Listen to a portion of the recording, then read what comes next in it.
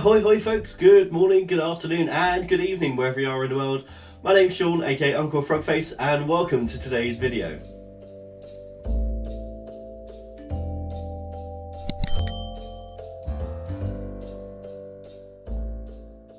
If you're new here, then welcome. If you're not new, then welcome back.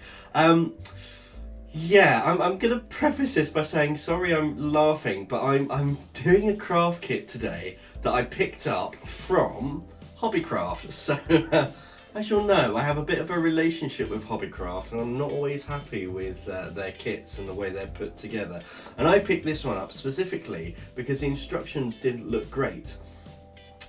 Yeah, as I've been reading through and actually checking the kit out fully, it just gets worse. So, just so you can see, we are doing the animal needle felting kit today. There you can see we've got some lovely things inside. We've got some instructions on the back. But yeah, things are not as they seem. Let me turn the camera around and I'll show you exactly what I mean. Okay, so this is the kit in question. So, you'll know if you've watched the channel before that I love unboxing craft kits. I love doing craft kits. You know, they're great for engaging and getting stuck into new crafts and learning new things. And I've done needle felting a few times, but I do have a slight issue with HobbyCraft. And the reason I have the issue is because I've done a few kits from them already and they're always just slightly off. So for instance, here's one that we did over here. We've got the coaster under my cup of tea, and while the finished result is not bad, it's not exactly how it's supposed to be on the limited instructions that came with it, and we had issues with the kit itself. I'm not going to spoil it. If you want to go and see this one, I'll leave a link up here. Go and check it out because yeah, it was an experience. It's been about a month now, I think, and it's holding up, but I'm not sure how much longer that's going to hold up. So I actually got this at the same time I got this kit because I've done others where I've had issues with the kit, and this one just looked to be a whole joy of misery for me to go through, and I'll show you why. So this is an animal felting kit, knit and stitch, HobbyCraft, instructions on reverse. We've got these three cute animals down here, which is a fox, a mouse, and I believe a rabbit in the middle. It's yeah, it's not the best image down here. We've got down the bottom here, so this is something I just noticed today. So the kit contains coloured felt, polystyrene shapes, 2 felting needles, and beads. That's everything the kit contains. However, it says it contains felt. I mean, this is a needle felting kit, but the this that we use to do felting, it's not called felt. Felt is the thing that you have left once you've stabbed the heck out of it with needles. This is roving or tops. You know, this is actually not. It's not. So yeah, slightly concerned about that already. So let's have a look at actually what we've got inside. So let's open this up. Right, so we have got some little beads down here. So 6 beads. That's 2. I'm guessing 2 eyes per animal from here. We've got 2 needle felting needles in a polystyrene block, which would be great for stabbing individual shapes if we need to do that. We have got 3 polystyrene eggs, and then we have got our roving in different colours, and it looks like we've got probably just about enough to do each of these. Generally with needle felting kits you get a lot extra, just so you can really get stuck in. However, one thing that I've kind of noticed, and I literally noticed this morning as I was getting ready to do this, have a look at the shapes of these animals here. So we've got the rabbit down here, which is more like a ball, and then we've got these two, the mouse and the fox. They are definitely more bean shaped. I don't think they are egg shaped. So it's going to be interesting trying to do these designs on a shape that doesn't match the animal that we've got here. But this is only the tip of the iceberg, my friends. So we have instructions on the back, and I'm going to read through them. I'm tempted to do this like a dramatic monologue. Separate the felt into portions suitable for each animal. No, I'm not going to do this. I'll leave my BBC announcer voice at home. So separate the felt into portions suitable for each animal. Fine. Top tip, be careful to handle gently and do not cut with scissors. That is actually a good tip. It's always good to pull felt apart rather than cutting it. Although cutting it is not necessarily out of the question. If you want to get a nice straight line, cutting can be good. To create the body, wrap felt around the polystyrene shape egg and hold into place. Use the felting needle to stab the felt so that it becomes attached to the polystyrene. This will create a matted wool effect. The more you stab, the more matte and dense the wool becomes. Leave the wool on the rabbit's body quite loose, so it is a rabbit. So leave it nice and loose, don't really pack it in. Okay, so far so good. To create the ears, rabbit cheeks, mouse tail, tear felt gently and roll into desired shape. Place felt onto the foam pad and stab until it becomes dense. Leave some felt at the end of the body parts unattached as this felt will be used to attach each component to the body. Another good tip. Stab each body part onto the body to attach. To create the patches around the nose, roll small pieces of wool into the required shape. And was it wool or is it felt? It's neither, it's roving. Into the required shape and stab onto the body until it becomes fixed. Stab wool onto the fox to fix the tail. Glue the beads on the eyes. It just doesn't give enough instruction. Where's I mean, it literally says, use the pictures for inspiration and guidance. You use the pictures that don't match the materials that are in here. It leaves so much out. Like, well, what shape do I need to do for the ears or the rabbit ears? Because I can't clearly see from here.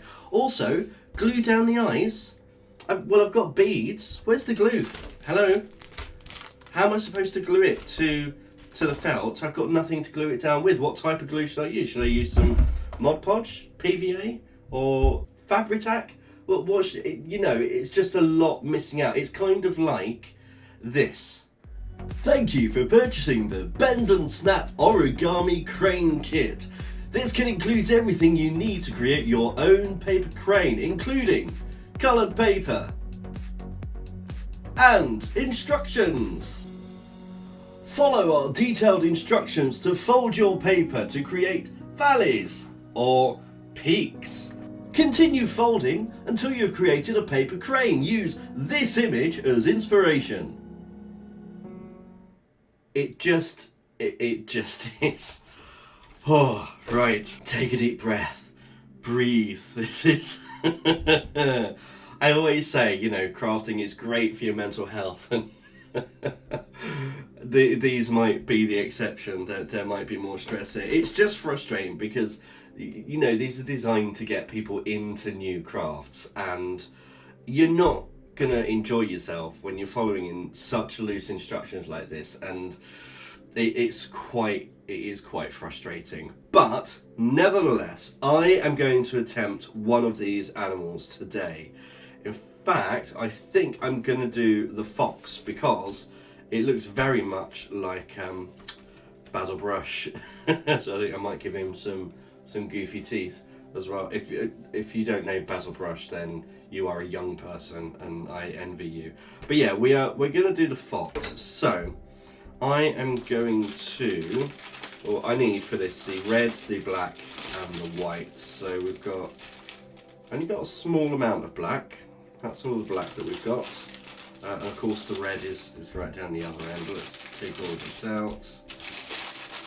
All of the roving, which is what this is, the roving.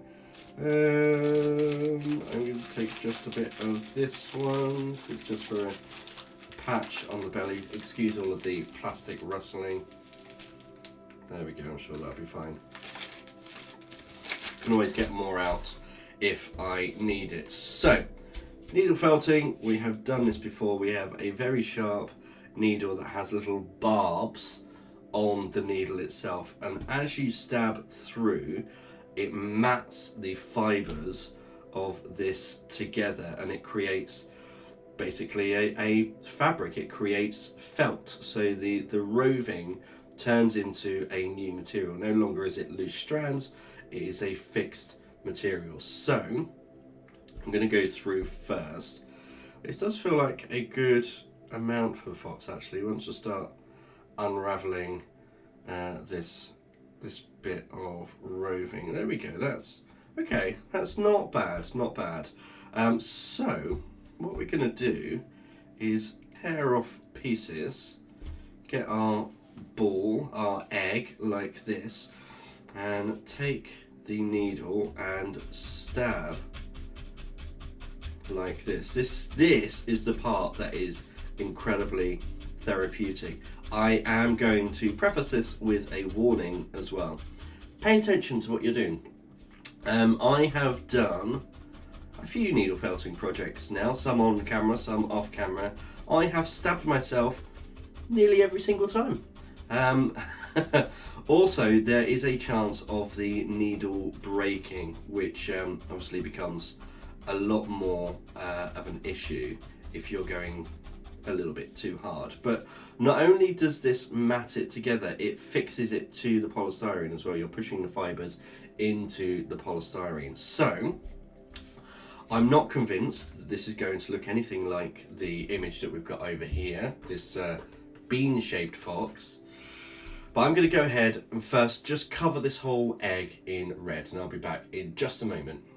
So that didn't take very long at all, and now I have this alien looking kiwi fruit, this very red furry egg, and yeah, you can see it's quite loose. It is actually very fluffy, and I can kind of fluff this up quite a lot. So this is where the therapeutic part of needle felting comes in, and I'm literally just going to take all of this and stab.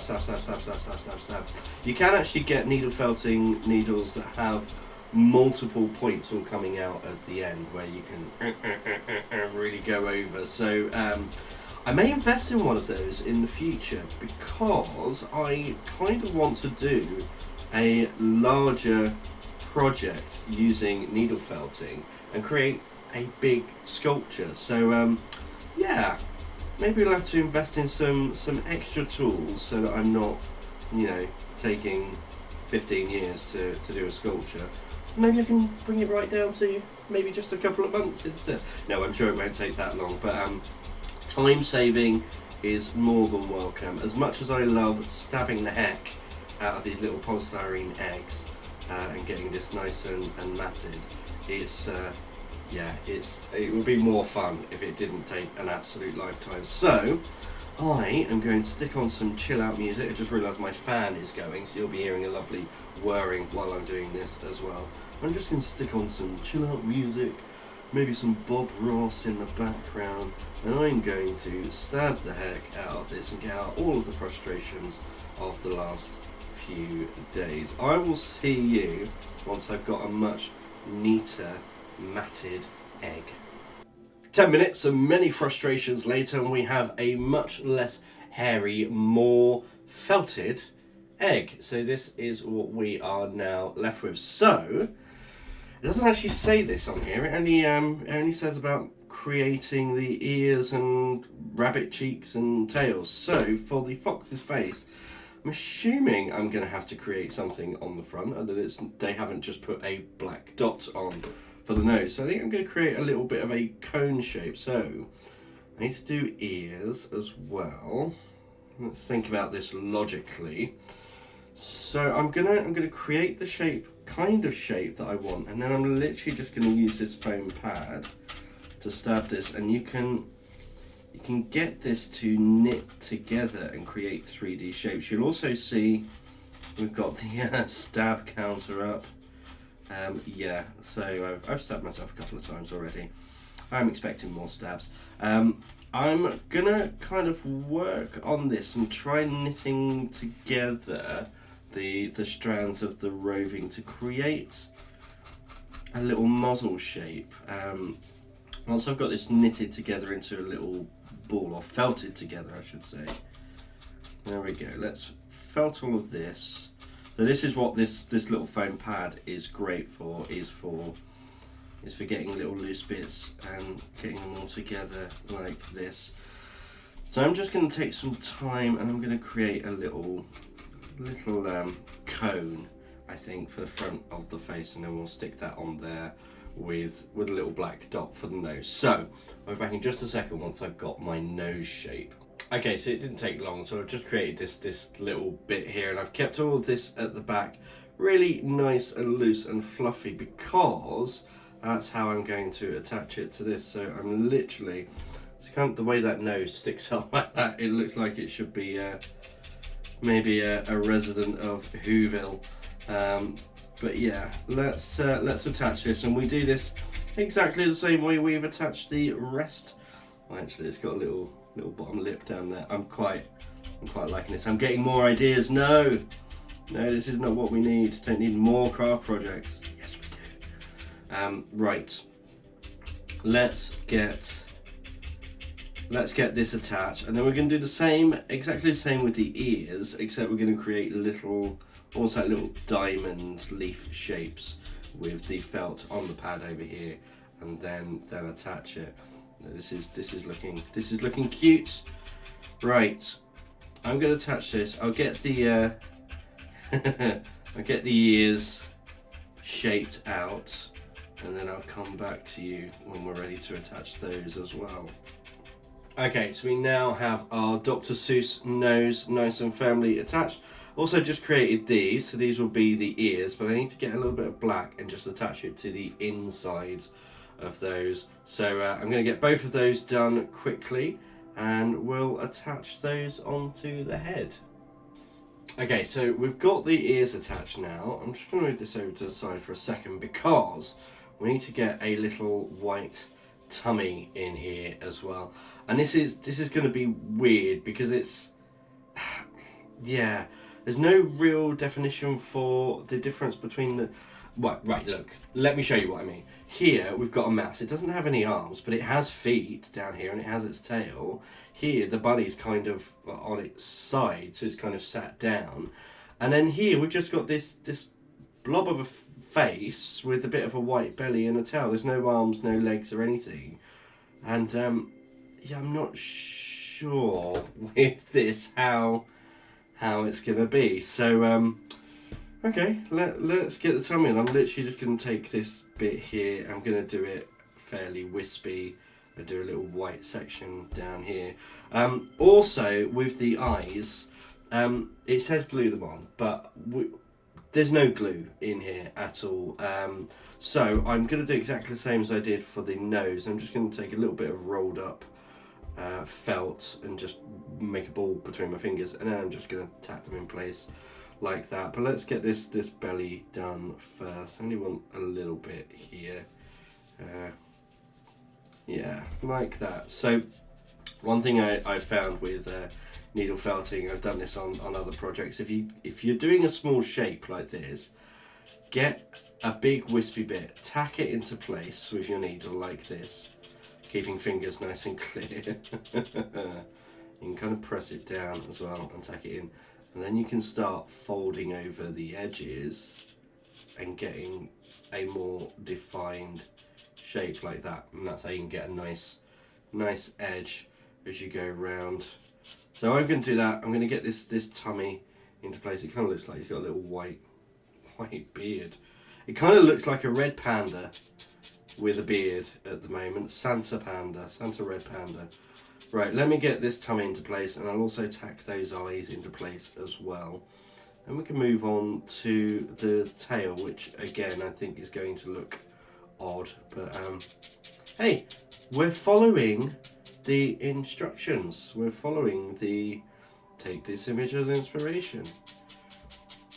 Okay, so this is where we are. So we've got the eyes in as well, just using felt, not using the beads at all. We've got a little white tummy area. We need to affix a tail. So the instructions just say stab wool onto the fox to affix the tail. Yeah, we're going to go a little bit off piece with this one because they have just got a fluff of red here anyone who's seen a fox in real life knows that they are not just, well, they're not red, first of all, they're orange, but their tails are not just one colour. They have a little bit of white at the tips. So I'm going to attempt to make a little fox's tail, and I am going to knit this together, and I'm going to do it fairly loosely so that we keep a little bit of bushiness, but I want it to stay together at least a little bit. So let's try and get a tail made and loosely fixed together, so it's not just a puff attached to this fairy egg's bottom. Wow, that is a sentence I never thought I would say. But yeah, give me just a couple of minutes. I'm going to work on this and I'll show you what I've got when I come back and we can attach it.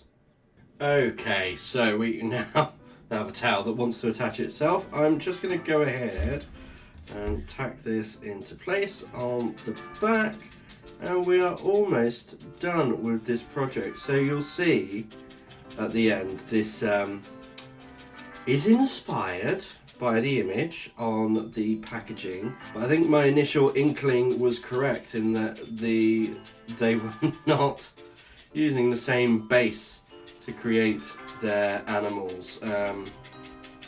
Let's just, there we go, we've got a little fluffy tail on there, so we can see this is a fox that we've got. That's the one that's on their instructions. They're not the same shape. I mean, unhappy is a strong word, but there again, so is happy. I'm somewhere in the middle with this, but I did say this reminded me of basil brush. I am gonna turn this into a little basil. So just over here, I've already made a little buck tooth, and I'm just going to, okay, and there we have our little basil brush with his fluffy tail. Oh dear. Listen guys, I've said it before, these kits are supposed to get you into crafts, and if you want to create something like this, then absolutely go ahead. If you want to create something like this, yeah, it will need some extra work. I've enjoyed the process of this because I genuinely do enjoy needle felting, but yeah, HobbyCraft, come on. I mean, seriously, this is, I'm going to fluff this tail up a little bit more. The instructions and the kits, they're a little bit of a joke. Let's be honest. I'm never going to get a job at HobbyCraft after this, am I? But that's fine. But yeah, as always, I really hope you've enjoyed today's video. And until next time, goodbye.